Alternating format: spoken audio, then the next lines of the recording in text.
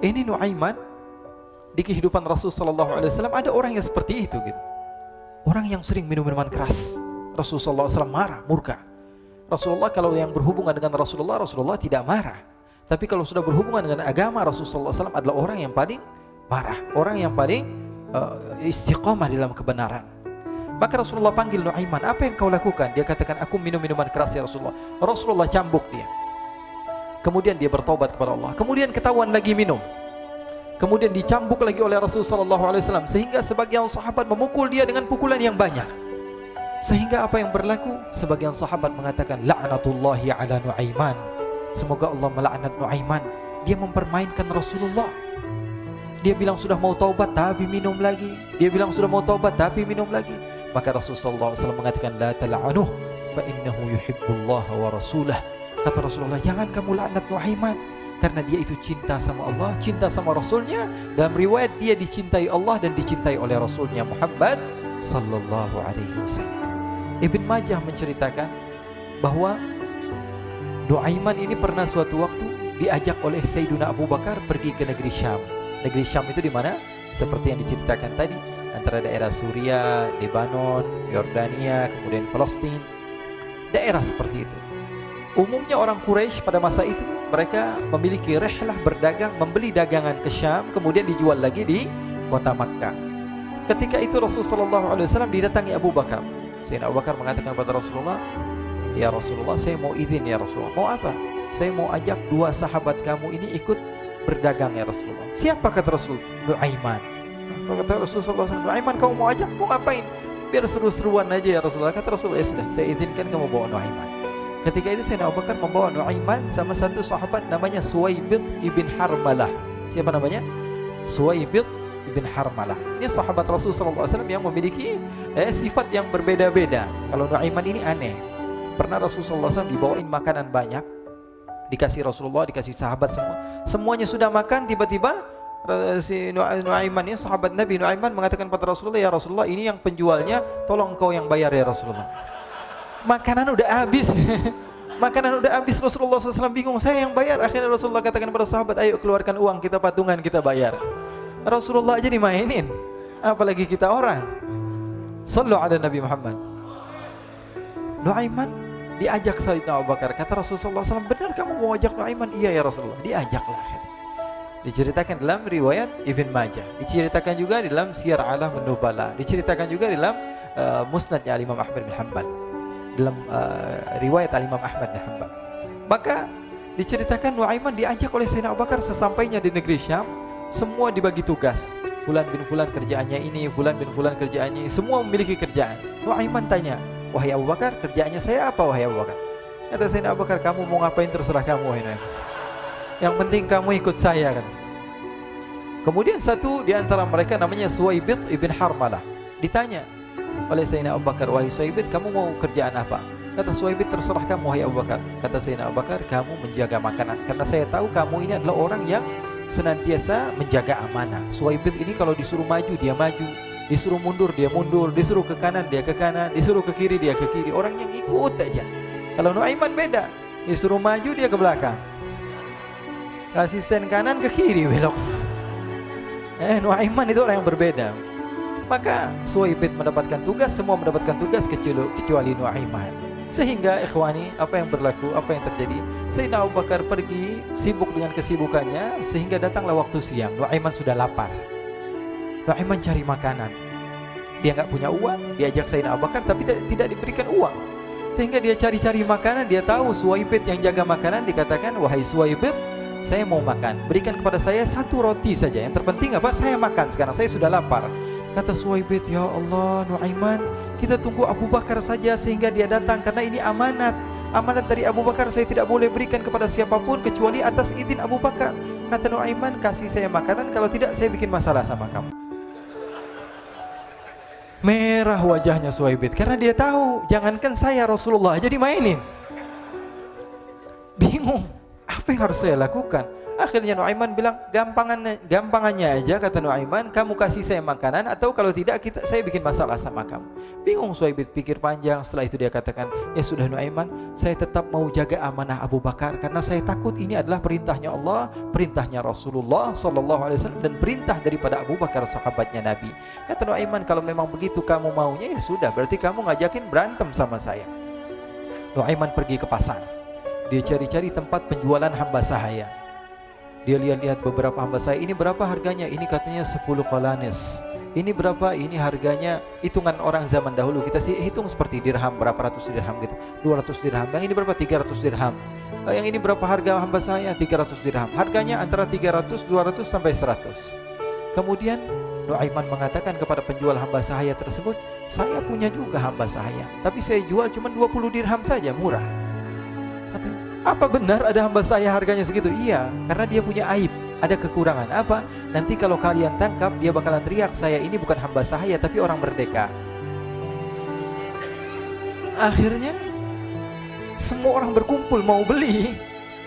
Ini Nuaiman sama Nuaiman diajak ke Suhaib bin Harmalah tadi.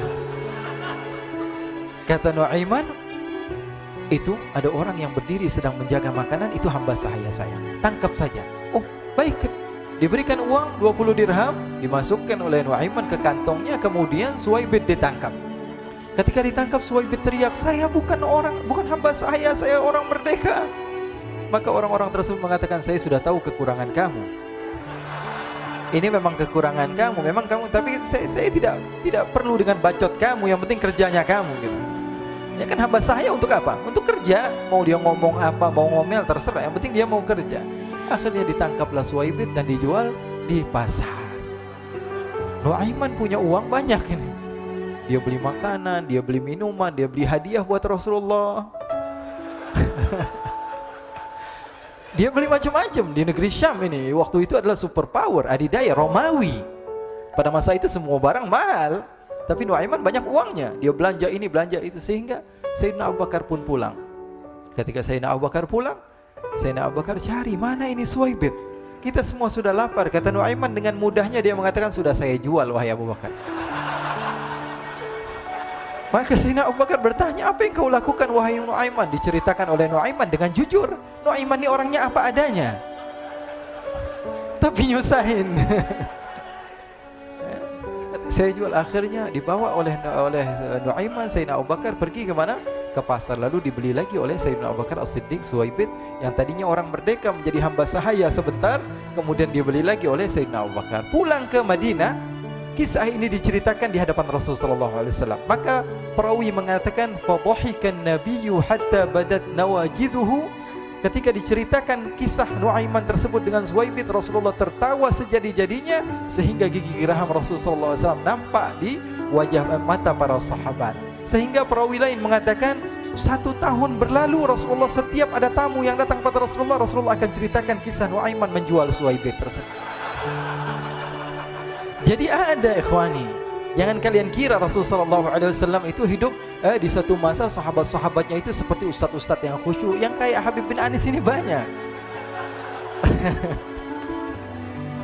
Bahkan ikhwani, mungkin di akhir karena masanya sudah habis, pernah suatu waktu Rasulullah SAW didatangi asyraf, delegasi dari beberapa negara yang ingin mengenal apa itu agama Islam. Sehingga mereka datang ke rumah Rasulullah SAW membawa unta, kendaraan yang ketika itu kendaraan yang paling mahal mereka miliki. Itu untanya yang paling mewah. Diikat di depan rumah Rasulullah SAW. Tamunya pun masuk, duduk bersama Rasulullah SAW. Di depan rumah Rasulullah SAW ada beberapa sahabat. Ada Sayyiduna Hamzah. Kalian tahu Sayyidina Hamzah adalah orang yang pemberani. Ada Sayyiduna Umar. Kalian tahu Sayyidina Umar adalah orang yang pemberani. Ada Sayyiduna Ali bin Abi Thalib. Ada Sayyiduna Sa'ad bin Abi Waqqas. 4 sahabat ini lagi nongkrong gitu depan rumahnya Rasulullah SAW, berjaga sebelum Allah Subhanahu wa taala turunkan ayat wallahu ya'simuka minan nas. Ketika mereka sedang asyik duduk, tiba-tiba Nuaiman datang. Ini Nuaiman kalau datang pasti bikin sesuatu yang aneh. Bahkan dikatakan tidaklah Rasulullah SAW dalam keadaan bersedih, kecuali Nuaiman datang Rasulullah akan tersenyum. Jadi sebagian sahabat itu senang kalau sudah Nuaiman datang, pasti Rasulullah bahagia. Tapi ketika itu Nuaiman datang ingin duduk bareng-bareng Sayyidina Hamzah. Sayyidina Hamzah katakan kepada Nuaiman, bercanda begitu, Nuaiman, kamu lihat unta orang datang dari luar Arab ini. Lihat, kata Nuaiman, ini besar banget, ini badannya besar gitu, dagingnya pasti banyak. Iya, ini kalau kita sate enak nih ntar malam, kata Nuaiman. Kata Sayyidina Hamzah, apakah kamu berani? Kata Nuaiman, saya berani aja asal kalian gak bilang sama Rasulullah. Kata Sayyidina Hamzah, benar wahai Nuaiman, benar kan? Akhirnya Sayyidina Hamzah lupa masalah itu, cuma bercanda-bercanda saja. Sayyidina Hamzah lagi asik sama Sayyidina Umar, Sayyidina Ali. Tiba-tiba apa? Ternyata ketika dia melihat unta tersebut sudah pisah antara kepala sama badannya. Nuaiman mengatakan, wahai Hamzah, ini unta saya sudah potong, saya mau pergi sebentar. Kalau Rasulullah cari saya, tolong jangan beritahu di mana saya. Nanti kalau keadaan sudah aman, mari kita nyate bareng-barengan. Ini ada yang seperti itu di zaman Rasulullah SAW. Maka dia pun berlari dan berlari mencari satu tempat supaya Rasulullah SAW dia selamat daripada Rasulullah SAW. Sehingga Sayyidina Hamzah bingung, ini kalau Rasulullah keluar gimana? Ada Hamzah Asadullah, ada Ali bin Abi Thalib, ada Umar, gak bisa jaga kendaraannya, tamunya Rasulullah SAW. Akhirnya benar apa yang terjadi, ikhwani. Rasulullah SAW tamunya mau pulang. Ketika dia buka pintu tamu melihat apa? Untanya sudah begitu. Mereka teriak, wa naqata, unta kami wahai Muhammad. Baru mau kenal Islam, unta kami, kendaraan kami sudah dibuang. Rasulullah SAW lihat Sayyidina Hamzah, lihat Sayyidina Ali. Mereka gak bisa ngomong, mereka hanya bilang apa? Nuaiman ya Rasulullah. Rasulullah perintahkan Sayyidina Umar, wahai Umar, sekarang kamu ambil uang, kemudian kamu gantikan, kemudian kamu berikan 2 kali lipat daripada harta unta ini, sehingga apa? Agama Islam tidak didengar dengan sesuatu yang tidak baik di luar sana. Akhirnya diberikan harta, diberikan unta yang baru dan diberikan harta yang lebih untuk orang tersebut, sehingga orang tersebut tidak menjelek-jelekan agama Islam. Kata Rasulullah SAW, dan sekarang waktunya kita balas dendam sama Nuaiman. Nuaiman ternyata berlari tempat yang jauh sampai hampir keluar dari kota Madinah. Dia dapatkan seorang sahabat Nabi yang hadir juga dalam peperangan Badar, namanya Al-Miqdad bin Al-Aswad. Siapa namanya? Al-Miqdad bin Al-Aswad ketika itu sedang menggali sumur. Ketika sedang menggali sumur, Nuaiman datang. Nuaiman katakan kepada Miqdad, wahai Miqdad, wahai sahabat Rasul, kamu orang yang hadir dalam peperangan Badar, kamu adalah orang yang hebat. Dipuji-puji sama Nuaiman. Ada maunya ini. Akhirnya dia bilang, wahai Miqdad, tolong saya. Kenapa wahai Nuaiman? Kamu ini kekasihnya Rasulullah, orang yang disayang sama Rasulullah. Kenapa? Saya ini sedang dikejar-kejar orang jahat. Tolong selamatkan saya. Saya pengen masuk ke dalam sumur, boleh atau tidak? Kata Miqdad, siapa yang mengejar kamu? Pokoknya saya dikejar sama orang-orang. Kamu mau atau tidak selamatkan saya? Ya sudah, selagi kamu itu adalah sahabat Nabi, silahkan kamu masuk. Masuk akhirnya Nuaiman ke dalam sumur tersebut. Lalu Nuaiman mengatakan, wahai Miqdad, dia keluar lagi. Nanti kalau ada yang cari saya, tolong jangan beritahu saya di dalam sumur ya. Kata Miqdad, baiklah. Kata Nuaiman, siapapun yang bertanya tentang saya, kamu tidak akan kasih tahu. Iya, kata. Walaupun Rasulullah yang tanya saya. Katanya, enggak mungkin Rasulullah datang ke tempat sejauh ini. Iya, walaupun Rasulullah. Akhirnya masuk Nuaiman. Setelah beberapa menit Rasulullah dan rombongan benar datang. Miqdad bingung ini. Ini kenapa Rasulullah datang ke RW kami ini? Ada apa ini Rasulullah sampai sejauh ini? Ditanya, ya Rasulullah, ada apa ya Rasulullah? Kata Rasulullah, saya cari Nuaiman. Di mana Nuaiman? Inna lillah, kata Miqdad. Enggak dijawab ini Rasulullah. Kalau dijawab saya ingkar janji. Akhirnya apa dia katakan? Wahai Rasulullah, mata saya tidak memandang kepada Nuaiman, tapi tangannya nunjuk ke dalam sumur. Sahabat. Apa dia bilang? Mata saya tidak melihat kepada Nuaiman, tapi tangannya nunjuk ke sumur. Akhirnya dibuka sama Rasulullah, Nuaiman muncul. Kata Rasulullah, Nuaiman, kamu bikin malu saya, wahai Nuaiman. Ya Rasulullah, yang bersalah bukan saya, tapi orang yang mencari saya bersama kamu ya Rasulullah. Akhirnya Rasulullah nengok siapa, ternyata Nuaiman sudah lari kabur.